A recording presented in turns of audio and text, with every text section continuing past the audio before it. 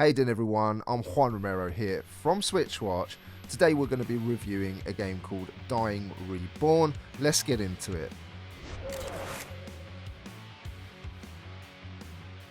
Now before I talk about the game, I just want to take you back to my childhood and then we'll get straight into the review, so don't worry, this does have some relevance. Now I love playing horror games, it's my favourite genre, and I love also watching horror films. Most of the time I know I'm going to be disappointed though, yet I carry on anyway, and I'm sure many of you who like the horror genre know where I'm coming from here.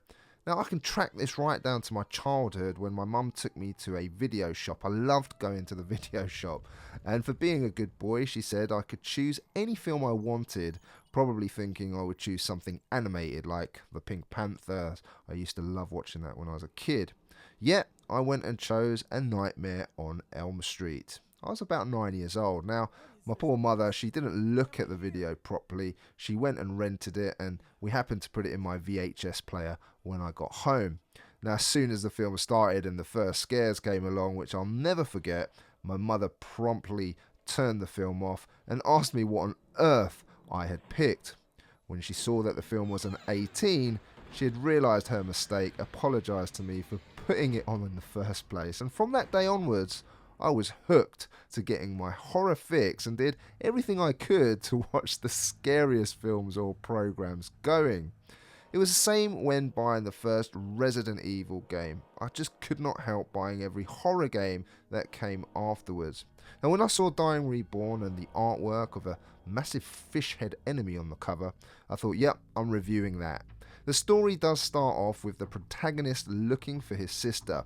To do this, he has to go back to a tourist town which, for all intents and purposes, has fallen on hard times. He then wakes up and is in some nasty hotel room where he has to escape, and that's where you as the player come in. Think Saw, but here you're being toyed with and watched by the dude wearing a fish head mask.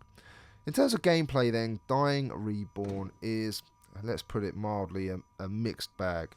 It's supposed to be a horror-themed puzzle game in which you have to escape 6 rooms using the items strewn across the room and trying to solve the way out of each room, from a first-person perspective. The puzzle-solving aspect of the game is pretty weak, and a lot of the time you're going to be scratching your head as to what to do next. Now, I resisted the urge to look at a guide because I'm one of those people, I like to try and enjoy the game without any guides at all. So I resisted that urge, but there were times where I just thought, this is a tad ridiculous. It's supposed to be the strongest part of this game, but it's just a horror show. Now, through a combination of exploration, item gathering, trial and error, and combining items, you'll just about get through it, but not without frustration and irritation. Finding 2 parts of a screwdriver, for example, which can then be used once and discarded, solves a part of a puzzle early on in the game, for example. Now, I'm not sure why you'd not be able to carry that item forwards like this through the entirety of the game and maybe use it again in some other situations.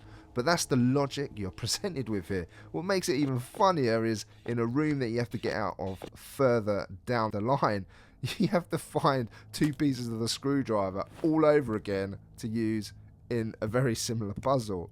I mean, talk about running dry on ideas. Now, if you use an item once, it's then discarded. In some situations, you'll be able to carry the item through one room where you didn't use it, and then use it into the next room. And some items have no useful purpose at all, yet frustrate as they stay in your inventory with you thinking you may have some use for it, and there's absolutely no use for these items whatsoever. The inventory system is clunky, selecting an item, using it, then selecting another to use with no effect message coming up is painful.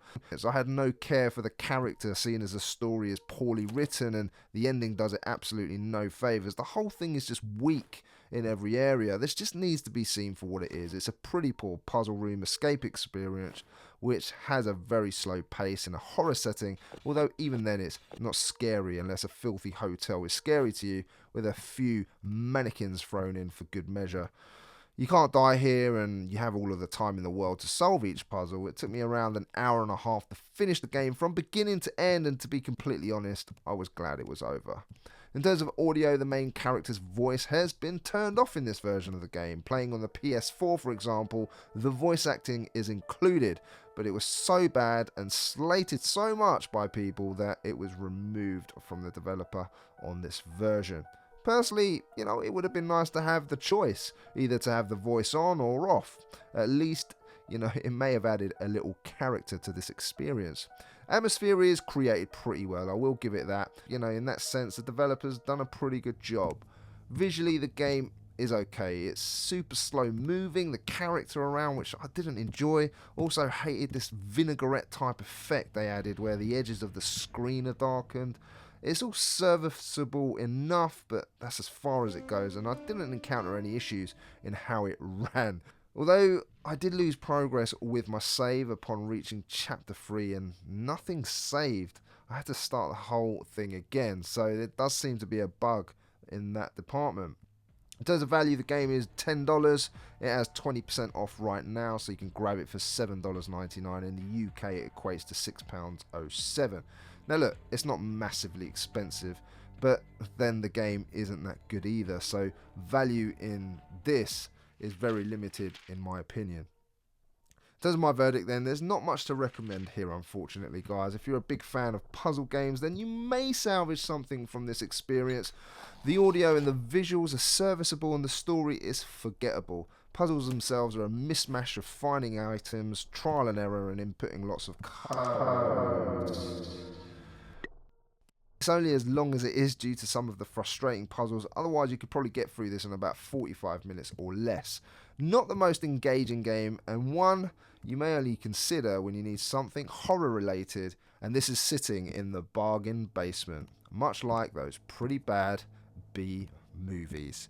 This one guys then a 4 out of 10, very disappointing unfortunately, but then not all games can be good. If you're a new watcher here, then why not consider subscribing by hitting that circular owl on your screen coming up right now. If you enjoyed the review, then hit that like button and also leave us a comment down below. What do you think of this review? What did you think of the game? And have you played it on any other system before it came to the Switch? And coming up on screen right now is another video from the same publisher called Detention, which I reviewed. It was a lot better than this one.